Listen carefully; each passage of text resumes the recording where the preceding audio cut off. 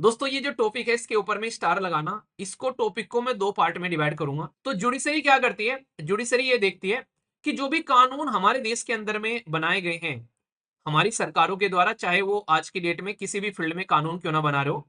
अब supreme court क्या बोलते हैं इस पर? सुप्रीम कोर्ट इस पर ये बोलते हैं कि भाई ये जो हमारे देश के अंदर में आज की डेट में रसिया से तेल खरीदा जा रहा है, या फिर हम लोग यहाँ पर इसराइल के साथ में हथियार का जो व्यापार कर रहे हैं, तो बताऊंगा थोड़ा सा पब्लिक इंटरेस्ट लिटिगेशन के बारे में, जिसको बोलते हैं जनहित याचिका। दोस्तों ये जो टॉपिक है इसके ऊपर में स्टार लगाना, इसको टॉपिक को मैं दो पार्ट में डिवाइड करूंगा।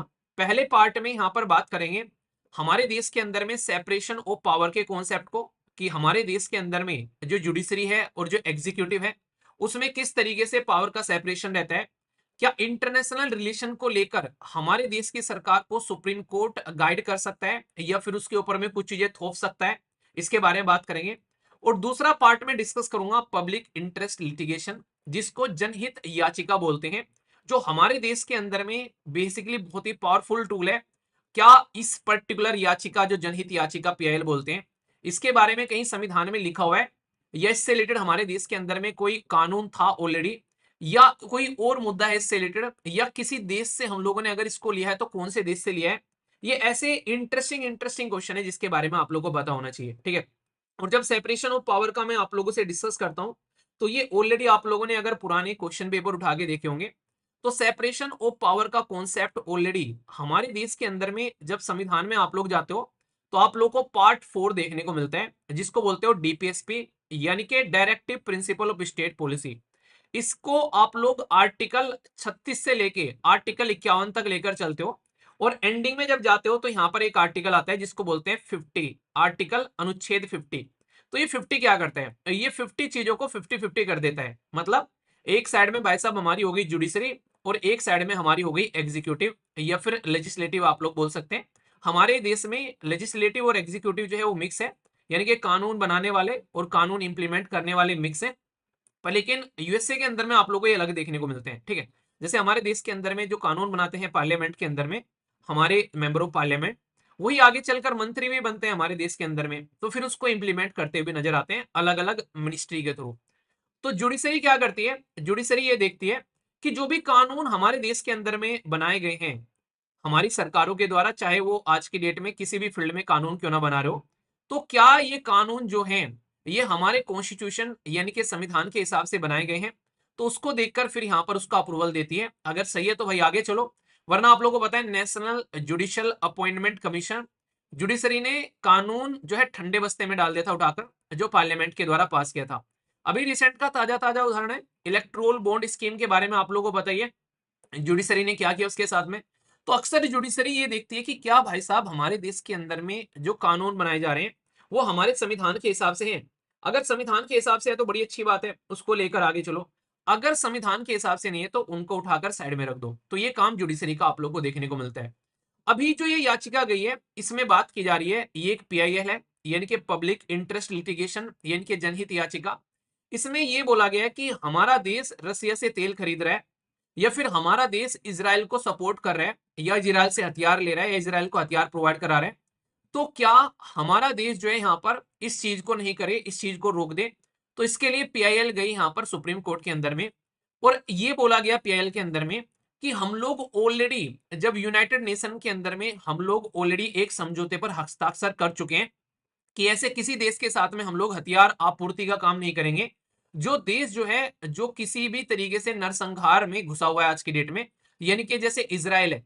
इसराइल ने फिलहाल पैलेस्तीन में हजारों लोगों को मौत के घाट उतार दिया। इसी के साथ में रसिया ने आज की डेट में हजारों लोगों को यूक्रेन के अंदर में निपटा दिया। तो जनहित याचिका में यह बोला गया कि भाई ऐसे लोगों के साथ में हम लोग अपना ट्रेड क्यों कर रहे हैं, क्योंकि इनडायरेक्ट वे में हम लोग उनको पैसा भेज रहे हैं, और पैसा जा रहा है, उस पैसे का वो गलत इस्तेमाल कर रहे हैं लोगों की जान लेने में। तो सुप्रीम कोर्ट के अंदर में याचिका गई कि सरकार को रोको, सरकार ऐसे देशों के साथ में व्यापार न करे। ये पीआईएल जाती है सुप्रीम कोर्ट के अंदर में। अब सुप्रीम कोर्ट क्या बोलते हैं इस पर? सुप्रीम कोर्ट इस पर यह बोलते हैं कि भाई ये जो हमारे देश के अंदर में आज की डेट में रसिया से तेल खरीदा जा रहा है, या फिर हम लोग यहाँ पर इसराइल के साथ में हथियार का जो व्यापार कर रहे हैं, तो ये सारा का सारा काम जो है हमारे देश के अंदर में ये सरकार की विदेशी नीति के अंदर में आता है। और हम इसके अंदर में इंटरफेयर नहीं कर सकते, क्योंकि ये काम किया जाएगा उन लोगों के द्वारा जिनको आप लोगों ने चुन के भेजा है, यानी कि मेंबर ऑफ पार्लियामेंट, यानी कि सांसद के द्वारा। हमारा इंटरफेयर करना इसमें सही नहीं है। तो उन्होंने याचिका को खारिज कर दिया बिल्कुल सिरे से। इसमें यहां पर सबसे इंपॉर्टेंट बात तो ये थी कि इजराइल जो है वो खुद अपने आप में एक तरीके से सोवरन है, संप्रभु देश है, और हम भी यहां पर संप्रभु देश है। तो इजराइल के साथ में क्या क्या रिलेशन चल रहे हैं, या फिर इजराइल के ऊपर में कोई एक तरीके से एक आप लोग प्रतिबंध लगा दें, ये हमारी अदालत के क्षेत्र के बाहर है। अदालत ने साफ साफ ये बोला कि इजराइल खुद में एक संप्रभु देश है, किसके साथ में उसके क्या रिलेशन है वो खुद डिसाइड करेगा। हम लोग उसको अपने हिसाब से नहीं चला सकते। ये इजराइल का खुद का मैटर है, यानी कि बोल सकते हैं कि इजराइल का प्राइवेट मैटर है, वो अपने हिसाब से अपने देश को कैसे लेकर चले। और यहाँ पर हमारे सरकार है देश के अंदर में, उसकी एक तरीके से ये बेसिकली भू राजनीति है, जिसमें उस सिचुएशन को समझते हैं, उसके हिसाब से काम करते हैं। तो यूएन के अंदर में यहाँ पर बेसिकली हमने जो समझौतों पर साइन किए हैं, अगर इस तरीके से हम लोग बात करें, तो भाई ऐसे तो यूएसए जो है, जो कि खुद यूएन का हेडक्वार्टर बना बैठा है, वो तो इस तरीके किसी समझौते को वो मानता ही नहीं है। उसको खुद देख लो भाई साहब। अगर बात करें ये जो याचिका गई है, इसमें सबसे हंसी वाली बात मुझे ये लगी कि भाई ये चाह रहे हैं कि हम उनके साथ में व्यापार न करें, पर लेकिन जो खुद यूनाइटेड नेशन का जो हेडक्वार्टर है, वो आज की डेट में खुद हथियार सप्लाई कर रहा है यूक्रेन को, जिसकी वजह से यूक्रेन रसिया के सामने टिका हुआ है। तो सबसे पहले तो यूएसए को यहाँ पर पीछे हट जाना चाहिए कि भाई ऐसे सप्लाई ना करे। तो सबसे पहले तो उसको यहाँ पर इस चीज के बारे में सोचना चाहिए। तो इसराइल जो गाजा में आज की डेट में बम्बार्डमेंट कर रहे हैं यहाँ पर, उसमें भी आप लोग देख लो यूएसए का सपोर्ट आप लोग को हमेशा देखने को मिलता है।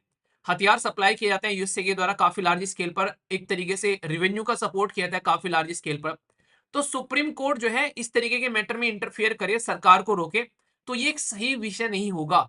अभी खुद देख लो, रसिया से तेल खरीद रहे हैं, तो हमारे देश को तो फायदा हो रहा है यार, इतना सस्ता तेल मिल गया, इतने डिस्काउंट पे तेल मिल गया। वो अलग बात है कि सरकार आप लोगों को सस्ता नहीं दे रही है, ठीक है। तो यहाँ पर मुद्दा क्या है, सरकार क्यों सस्ता नहीं दे रही है भाई? सरकार चाहती है तुम इलेक्ट्रिक व्हीकल का इस्तेमाल करना स्टार्ट कर दो, पर लेकिन हमारे देश के अंदर में सस्ते में अगर कोई चीज मिल जा रही है, तो उसमें कोई गलत चीज थोड़ी ना है, हमारा खुद का यार टैक्स पेयर की मनी बच रही है। तो सुप्रीम कोर्ट ये कह रहे हैं कि इस तरीके की याचिका को एंटरटेन करने का कोई मतलब नहीं है। और सेम बात बोली गई है सोलिसिटर जनरल ऑफ इंडिया के द्वारा कि इस तरीके की याचिका या कोई यहां पर जाती है तो उसको एंटरटेन नहीं करना चाहिए। और खासकर इंटरनेशनल लेवल पर जिन देश के साथ में हमारे अच्छे रिलेशन है, जैसे इसराइल हो गया, रसिया हो गया, उनके साथ में कम से कम ऐसे शब्द यूज न करें जैसे नरसंहार। यार अगर ऐसे शब्द यूज करेंगे और हमारी पार्लियामेंट के अंदर में या फिर हमारे सुप्रीम कोर्ट के अंदर में ऐसे डिबेट और डिस्कशन होंगे, तो हमारे देश के रिलेशन के ऊपर में गलत इंपैक्ट पड़ सकता है। ये बातें यहां पर बोली गई। तो ये काफी एक तरीके से आप लोग बोल सकते हैं कि सुप्रीम कोर्ट ने साफ साफ बोल दिया कि यार ये हमारा दायरा नहीं है, सरकार का दायरा है। और डीपीएस में भी साफ साफ इस बात को बोलती है। तो ये मुद्दा आप लोग यहां पर याद रखिएगा, बहुत ही इंपॉर्टेंट है। अच्छा, मैं आप लोगों से पूछूंगा यूनिफॉर्म सिविल कोड हमारे संविधान के अंदर में किस आर्टिकल के अंदर में आता है, ये आप लोगों को बताना है। और दूसरा, जो पंचायती राज सिस्टम है हमारे संविधान के अंदर में, वो कौन से आर्टिकल के अंदर में आता है। आप लोगों को बता दूं, ये छोटे छोटे से क्वेश्चन इतनी बार पूछे जा चुके हैं एग्जाम के अंदर में, और रिपीटेडली पूछते हैं। क्यों? क्योंकि यूनिफॉर्म सिविल कोड अभी आप लोगों को पता है कितना ज्यादा न्यूज में है। तो आगे भी आप लोगों से इसके बारे में क्वेश्चन आप लोगों को बनते हुए बड़ी फ्रिक्वेंटली नजर आएंगे। तो इस तरीके का कोई भी पॉइंट होता है तो आप लोग यहाँ पर इसको याद रखिएगा, ठीक है। तो ये तो हो गया आप लोग का एक पर्टिकुलर करंट अफेयर का साइड, जो कि यहाँ पर टॉपिक आप लोग का समाप्त होता है।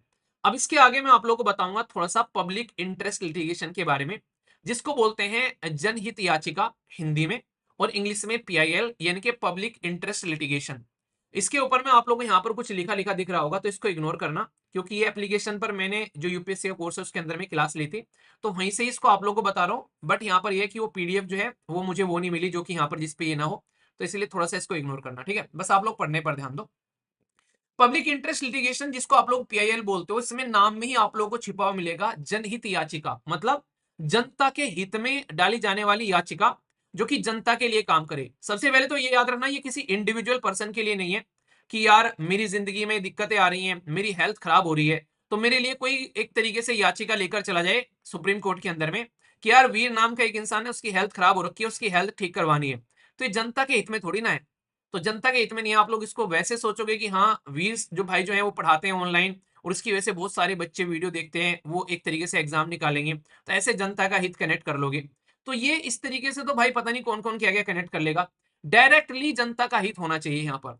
मतलब रोड है भाई, सड़कें हैं खराब पड़ी हुई हैं, तो उस एरिया में सड़कें जो है सुधारने का काम जो है वो करना चाहिए। तो इसके लिए आप लोग पीआईएल लेकर जा सकते हो। फॉरेस्ट जंगलों की कटाई की जा रही है, इसके लिए आप लोग पीआईएल लेकर जा सकते हो। यहाँ पर सोसाइटी के अंदर में जो फीमेल है वो बहुत ज्यादा अनसिक्योर है आज की डेट में, उनके साथ में कुछ गड़बड़ होती हुई नजर आती है कहीं ना कहीं, इसके लिए आप लोग पीआईएल लेकर जा सकते हो। कहीं पर बहुत सारे लोग जो प्रोटेस्ट कर रहे हैं वहां पर वो मांग कर रहे हैं सेफ्टी सिक्योरिटी के लिए, उसके लिए आप लोग पीआईएल लेकर जा सकते हो। मतलब पीआईएल जो है वो बड़े मुद्दों के लिए लेकर जाएगी जिसका समाज के ऊपर में इंपैक्ट पड़ता है। बहुत सारे मुद्दे हैं, जैसे बॉन्डेड लेबर के बारे में बात करें, बच्चों के बारे में आप लोग बात करें, मिनिमम पेमेंट के बारे में आप लोग बात करें, जेल के अंदर में जो आज के डेट में लोग रहते हैं उनका क्या हरासमेंट देखने को मिलता है, पुलिस कस्टडी में जो डेथ होती है उसके बारे में बात करें, रेप, मर्डर, किडनैपिंग, ब्राइबिंग या हरासमेंट या इस तरीके से जो महिलाएं होती है उनको जला दिया जाता है, इसके बारे में आप लोग बात करें। तो ऐसा मुद्दा होगा जो कि बड़ा मुद्दा होगा, समाज पर बड़ा इंपैक्ट डालेगा। तो इस तरीके से आप लोग यहाँ पर बोल सकते हो कि उसको पीआईएल की कैटेगरी में आप लोग यहाँ पर ले सकते हो। तो पहले कोई भी उठाकर कुछ भी लेकर सुप्रीम कोर्ट में चला गया पीआईएल के नाम पर, तो सुप्रीम कोर्ट ने बोला कि यार मैं तुमको बताता हूं कि तुमको किन मुद्दों को लेकर आना है। तो उन्होंने बकायदा उनको बैठा ना मुन्ना समझ, ये मुद्दे नहीं ये मुद्दे करने, ठीक है, तो ऐसे समझ सकते हैं। तो पीआईएल जो है ये पब्लिक इंटरेस्ट लिटिगेशन, ये पब्लिक के इंटरेस्ट को प्रोटेक्शन करने का काम करती है। तो उसके लिए यहां पर ये सामने निकल कर आती है, और ये एक लिटिगेशन यानी कि एक लीगल एक्शन की तरीके से देखी जाती है। अब इंटरेस्टिंग चीज क्या है, ना तो पीआईएल के बारे में कहीं पर भी आप लोग को देखने को मिलेगा हमारे संविधान में लिखा हुआ है, याद रखना क्वेश्चन पूछे जाते हैं, और ना ही इसको लेकर कोई स्टैट्यूट यानी कि कानून है पार्लियामेंट ने पास कर कोई कानून बनाया है। यानी कि ये एक तरीके से सुप्रीम कोर्ट के द्वारा कहीं ना कहीं ये एक जनता के फेवर में, जनता के हाथ में एक हथियार दिया है अपने आप से, ना तो संविधान के अंदर में ना ही कोई कानून बनाया गया है। तो सुप्रीम कोर्ट ने खुद जनता के हाथ में हथियार दिया है ताकि कुछ मुद्दों को यहाँ पर इंप्रूव किया जा सके। इसकी वजह से यहाँ पर ये चीजें आप लोग को देखने को मिलती है। यानी कि ये ओरिजिनेट की गई है बकायदा, क्या ओरिजिनेट की गई है अपने आप से या पहले कोई और इसको इस्तेमाल करता हुआ नजर आता है। तो ये याद रखना, इसको अमेरिका के अंदर में शानदार तरीके से इस्तेमाल किया जाता है पब्लिक इंटरेस्ट लिटिगेशन को, और इसके चलते यहाँ पर ये खासकर अमेरिका के अंदर में कई सारे मुद्दे, जैसे कि यहाँ पर रेशियल माइनॉरिटी को लेकर जो आज के में दिक्कतें देखने को मिलती है, अनऑर्गेनाइज एक तरीके से यहाँ पर जो कई बार जो कंज्यूमर है या फिर सिटीजन है या फिर उनके लिए इन्वायरमेंट से रिलेटेड इशू है उसके लिए इस्तेमाल किया जाता था। तो यूएसए के अंदर से हम लोगों ने इसको बोरो किया, क्योंकि आप लोगों को पता है हम लोगों के संविधान के अंदर में बहुत सारी चीजें ऐसी हैं जो हम लोगों ने अलग अलग देश से सीखी है, याद रखना उधार नहीं ली है, हम लोगों ने सीखी है अपने देश के अंदर में। हमारे देश के अंदर में ये इस तरीके से इंक्लूड किया गया ताकि किस तरीके से जनता के फेवर में हम लोग काम कर सकते हैं। तो बहुत सारे मुद्दे आप लोग को देखने को मिलेंगे इसमें, जो मैंने अभी आप लोग को बताए कि रोड सेफ्टी हो गया, टेररिज्म हो गया यहाँ पर, या फिर कोई भी पोल्यूशन वगैरह जैसे मैटर हो गए, तो पब्लिक के इंटरेस्ट में होना चाहिए। तो इस तरीके से समझ सकते हैं, ठीक है। तो ये बातें इतनी आप लोगों को समझ में आ रही है, इसको लेकर कोई डाउट आप लोगों के मन में नहीं होना चाहिए कि पीआईएल किसी इंडिविजुअल पर्सन के लिए आप लोग लेकर नहीं जा सकते। पर पीआईएल समझ में कैसे आई कोर्ट को कि यार पीआईएल ऐसी चीज है इसको ऐसे लेकर हम लोग चल सकते हैं। तो उसके लिए इसका बकायदा इवोल्यूशन आप लोगों को होता हुआ नजर आएगा। यानी कि पीआईएल जो है वो आज के डेट में हमारे सामने ये एक सिस्टमेटिक वे में निकल कर आई है। वैसे अगर आप लोगों को डायरेक्ट याद रखना है तो पीएन भगवती जी का नाम याद रखिएगा, ठीक है। इनके द्वारा यहाँ पर एक केस देखने को मिला था जिसके थ्रू ये पर्टिकुलर सामने निकल कर आई, जिसको FP Gupta versus union of India का नाम दिया गया है। और यहां पर बोला गया कि भाई पब्लिक के इंटरेस्ट में आप लोग याचिका लेकर जा सकते हो, और हाई कोर्ट के अंदर में आर्टिकल 226 का इस्तेमाल कर लो और सुप्रीम कोर्ट के अंदर में आर्टिकल 32 का इस्तेमाल कर लो। तो ये यहां पर बकायदा ये एक तरीके से आप लोग बोल सकते हैं इसके ऊपर मोहर लगा दी गई इस केस के द्वारा। तो इसलिए आप लोग यहां पर इसको याद रखिएगा, ये तो आप लोग को याद रखना ही रखना है। अगर थोड़ा सा आप लोग को और याद रखना है यानी कि हिस्ट्री इसकी कहां से निकल कर आई, तो इसके बीज जो है आप लोग को पास्ट में देखने को मिल जाएंगे। जैसे justice V R Krishna Iyer ने 1976 में इसका इस्तेमाल किया, और यहां पर यह बोला गया कि आज की डेट में हमारे देश के अंदर में कहीं ना कहीं काफी लार्ज स्केल पर कई सारी दिक्कतें देखने को मिलती है। तो यहाँ पर एक केस था, उन्होंने बोला कि इंपॉर्टेंट है सोशल चेंज और मेंटेन करना रूल ऑफ लॉ को लेकर यहाँ पर। तो उन्होंने इंश्योर किया कि हमारे देश के अंदर में खासकर उसके हिसाब से काम किया जाए, खासकर जो पुअर सेक्शन है जिनको दबाया जाता है, तो उनको एक लीगल सिस्टम के तहत उनको सर्व किया जाए, उनको प्रोटेक्ट किया जाए, यानी कि गरीबों को कोई दबाए ना, उसको सपोर्ट प्रोवाइड कराए। ऐसा ही यहाँ पर एक केस निकल कर आया यहाँ पर, ये भी आप लोग याद रखते हैं, जिसमें बोला गया कि पीआईएल को थोड़ा सा और मजबूत किया गया। इसको बोलते हैं हुसैनारा, ये है हुसैनारा खातून वर्सेस स्टेट ऑफ बिहार का केस है 1976 में। इसमें पीआईएल को थोड़ा सा और सपोर्ट किया गया, और यहाँ पर 40,000 अंडर ट्रायल प्रिजनर जो कि यहाँ पर काफी लंबे समय से जेल के अंदर में पड़े हुए हैं, ट्रायल चल नहीं रहा है भाई साहब, तो उनके फंडामेंटल राइट का हनन हो रहा है, तो उनको जेल में क्यों रखा गया है इतने लंबे समय से। तो यहाँ से इसका एक छोटा सा एक झलक देखने को मिली, यानी कि झलक दिखला जा तो इन दोनों केस में आई। एक बार आजा आजा तो पीआईएल को बोले थे एक बार आजा आजा, तो यहाँ से फिर पीएन भगवती जी ने बोला तुम क्या बुलाओगे, मैं लेकर आता हूँ इसको। तो फिर यहाँ से हमारे देश के अंदर में पीआईएल को बकायदा बता दिया गया कि भाई ऐसे इस्तेमाल करेंगे। तो ये आर्टिकल 226 आप लोगों को पता है रिट्स जुडिक्शन जो इंप्लीमेंट की जाती है, और आर्टिकल 32 जिसको heart and soul of the constitution भी बोला गया था, किसके द्वारा बताइए जरा। तो उससे यहाँ पर पीआईएल हमारे देश के अंदर में आज की डेट में देखने को मिलती है, जिसकी वजह से जनता के फायदे के लिए आप लोग पीआईएल लेकर कोर्ट के अंदर में जा सकते हो। तो एक तरीके का कोर्ट ने अधिकार दे दिया। तो ये बिल्कुल इसका इवोल्यूशन जो है वो कोर्ट के द्वारा किया गया, बिल्कुल ऐसे ही जैसे कोलोजियम सिस्टम का जो इवोल्यूशन किया गया कोर्ट के द्वारा, उसकी वजह से कोलोजियम सिस्टम हमारे देश के अंदर में देखने को मिलता है। तो इसके लिए ना तो कोई संविधान में लिखा है, तो ये आप लोग यहाँ पर याद रखना, और ना ही इसके लिए कोई कानून बनाया गया है। तो जनहित याचिका भी कोलोजियम सिस्टम के जैसी ही है, ये आप लोग यहाँ पर समझ सकते हैं, है ना इंटरेस्टिंग।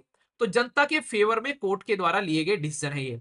तो ये था कंप्लीट दो टॉपिकों का एक तरीके संगम, जिसमें हम लोगों ने यहाँ पर ये भी देख लिया सेपरेशन ऑफ पावर का कॉन्सेप्ट, और दूसरा हम लोगों ने यहाँ पर समझ लिया पीआईएल का कॉन्सेप्ट।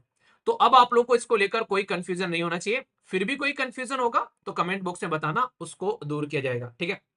तो कैसा लगा टॉपिक, मजा आया कि नहीं है। तो इस तरीके से होता है पढ़ना। आप लोगों ने करंट भी तैयार कर लिया और बैकग्राउंड इन्फॉर्मेशन भी कर ली। अब कोई क्वेश्चन आएगा तो यहाँ से या तो पॉलिटी से बन जाएगा या सेपरेशन ऑफ पावर के कॉन्सेप्ट से बन जाएगा। अब आप लोगों का क्वेश्चन नहीं छूटेगा, ठीक है। तो इस तरीके से चीजों को लेकर चला करो, ओके। और फीडबैक दे दिया करो यार, जितने लोग भी आप लोग लेक्चर देखते हो एटलीस्ट ये बता दिया करो कि क्या क्या पसंद आ रहा है नहीं आ रहा है। तो एक सेकंड लगती है, लाइक या फिर डिसलाइक कर कर आप लोग वीडियो को बता सकते हैं, इसमें ऐसा नहीं कि बहुत ही ज्यादा आप लोग का एफर्ट लगता है, और जीएसटी भी नहीं लगता इसके ऊपर, तो ठीक है।